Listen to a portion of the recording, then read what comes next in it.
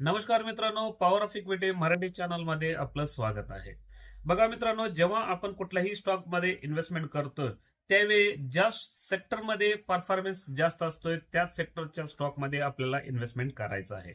म्हणजे एक्झाम्पल तुम्हाला सांगतो, बघा तुम्ही कुठल्याही पण स्टॉक मध्ये इन्व्हेस्टमेंट करताना पहिल्यांदा काय करायचं आहे मित्रांनो, इंडेक्स इंडेक्स आपण सिलेक्ट करायचं आणि जे इंडेक्स आपल्याला बुल रन मध्ये दिसते, जी सेक्टर आपल्याला परफॉर्मन्स चांगला करते त्याच सेक्टरमध्ये आपल्याला इन्व्हेस्टमेंट करायचं आहे. तर तो सेक्टर कोणता आहे आपण ह्या व्हिडिओमध्ये सुद्धा आता अनालिसिस करणार आहोत मित्रांनो. तर अनालिसिस करायच्या आधी पॉवर ऑफ इक्विटी मराठी चॅनलला जरूर सबस्क्राईब करून घ्या, तसंच तुमच्या मित्रांना सुद्धा ह्या चॅनलचा लिंक शेअर करा मित्रांनो. तर चला जास्त वेळ न घालवता आपण त्या इंडेक्स आणि त्या इंडेक्स मधला कोणता स्टॉक आहे त्याच्याबद्दल आपण अनालिसिस करू.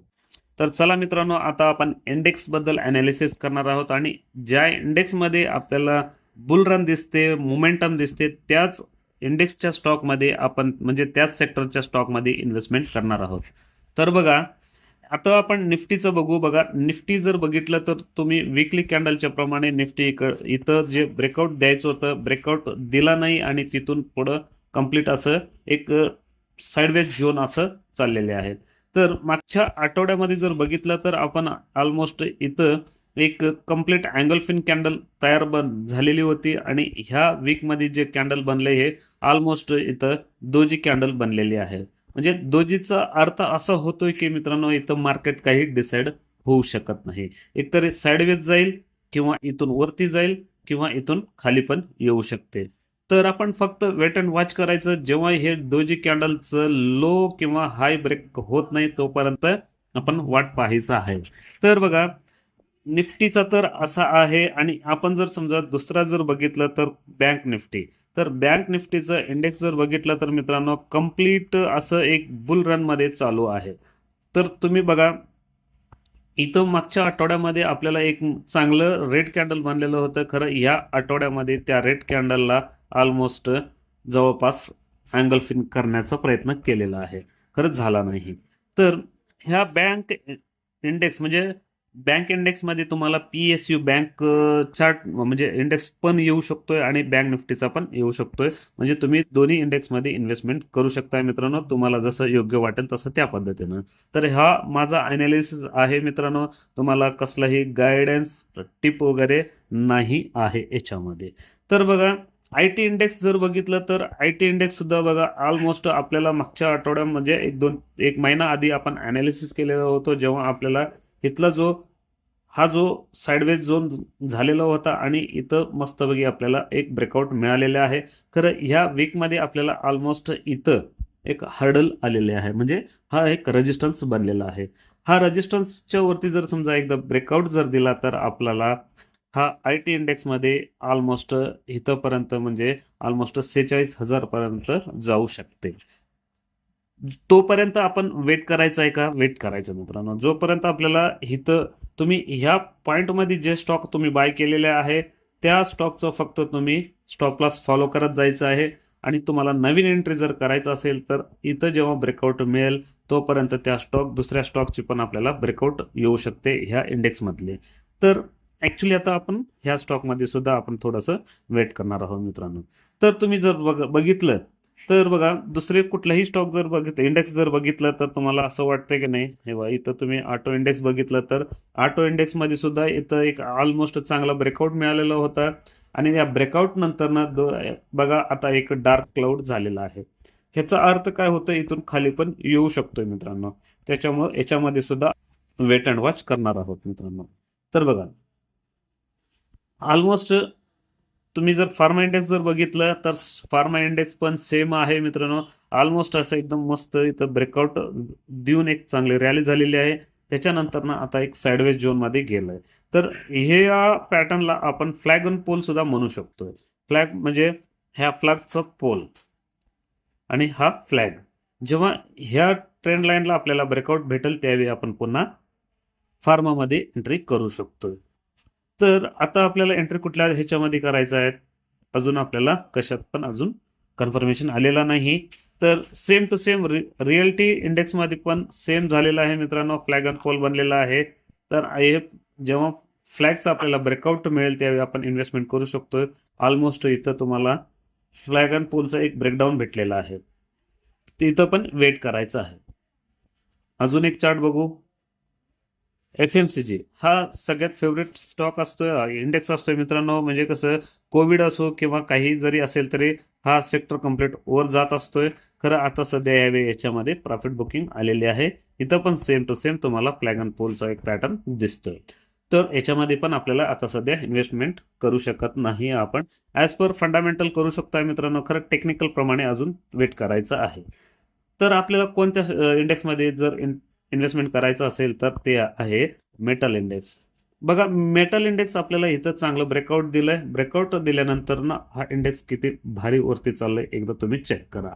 हा एकदम मस्त पॉवरफुल आपल्याला चांगला रिटर्न दिलेला आहे.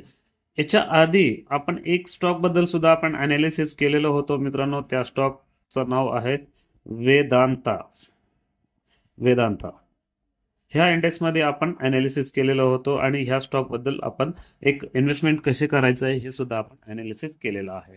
तर बघा, आता तर वेदांताची रॅली आपल्याला संपलेली आहे. संपलेली मीन्स लॉंग टर्मला इन्व्हेस्टमेंट करू शकताय. खरं जिथून ब्रेकआउट मिळालेला होतं तिथून आपल्याला अजून चान्स थोडंसं लांब झालेला आहे मित्रांनो. तर आपण ह्या मेटल इंडेक्समध्ये कोणत्या स्टॉकमध्ये इन्व्हेस्टमेंट करू शकतो हे आता आपण एकदा आता बघून घेऊ मित्रांनो. ओके, तर मी हा माझा कंप्लीट हा जो वॉच लिस्ट आहे मित्रांनो, हे कंप्लीट इंडेक्सचा आहे. तर मी आता काय करतो, दुसरा चार्ट मी ओपन करतोय मित्रांनो. तर इंडेक्स मेटल इंडेक्समध्ये आपल्याला कोणत्या स्टॉकमध्ये चांगली ऑपॉर्च्युनिटी आहे म्हटलं तर बघा, तुम्हाला सांगतो टाटा स्टील. हे बघा, वेदांताबद्दल तुम्हाला एकदा दाखवतो. बघा, वेदांता याच्यामध्ये ऍड आहे. हे बघा, वेदांतामध्ये जेव्हा आपण हे बघा ह्या रेंजमध्ये ब्रेकआउट दिलं होतं त्यावेळी आपण ह्या स्टॉकमध्ये इन्व्हेस्टमेंट करू शकतोय असं आपण म्हणलेलं होतं मित्रांनो. खरं हा स्टॉक कम्प्लीट हा जो डीप आहे ह्या डीपचा टार्गेट कम्प्लीट केलाय असं वाटतंय. तरी पण तुम्हाला दाखवतो टार्गेट झाले का नाही. इथून आपण इथंपर्यंत जर समजा ड्रॉ केलं आणि हेच जर समजा वरती कॉपी केला तर बघा मित्रांनो, ऑलमोस्ट तिथंच ह्या पॉईंटवरती आपल्याला जबरदस्त टार्गेट, फर्स्ट टार्गेट झालेला आहे. तर आता आपल्याला काय करायचं आहे तुम्हाला सांगतो. आपण फक्त ह्या एका स्टॉकमध्ये आपल्याला इन्व्हेस्टमेंट करायचं चुकलं तर दुसऱ्या स्टॉकमध्ये करू शकत नाही का, असं नाही आहे मित्रांनो. बघा, आपल्याला ठेवा आता एक नवीन स्टॉकबद्दल आपल्याला अनालिसिस करायचं आहे. म्हणजे याच्यामध्ये आपल्याला एंट्री भेटलेली आहे, ते आहे टाटा स्टील. टाटा स्टीलमध्ये आपल्याला जबरदस्त एकदम एक चांगलं ब्रेकआउट भेटलेलं आहे मित्रांनो. बघा, तर तुम्हाला सांगतो आपल्याला टाटा स्टील ऑलमोस्ट ह्या रेंजमध्ये आपल्याला ब्रेकआउट भेटलं. ॲक्च्युली इथं पण ब्रेकआउट द्यायचा प्रयत्न केला होता, इथं ब्रेकआउट फेल झाला आणि पुन्हा आता आपल्याला इथं ह्या पॉईंटमध्ये ब्रेकआउट भेटलेला आहे.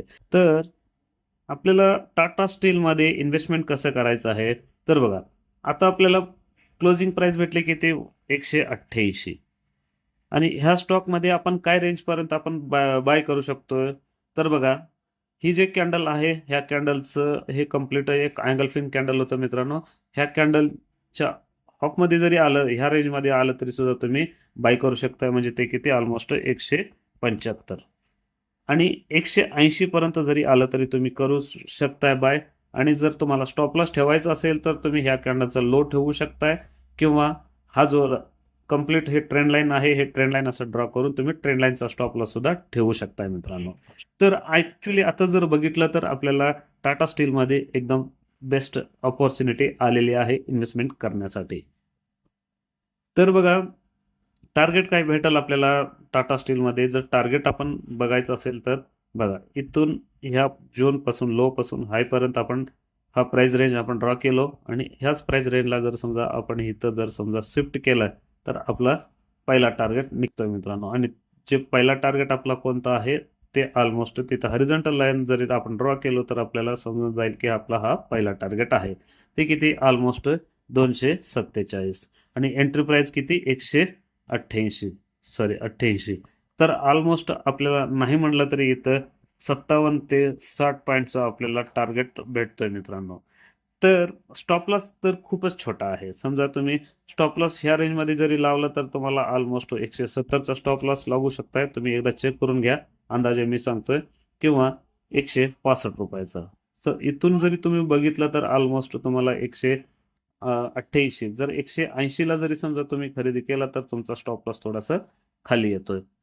तर मित्रांनो बघा, अनालिसिस करून झालेले आहे. तसंच आपण पुढच्या व्हिडिओमध्ये भेटू. तोपर्यंत धन्यवाद.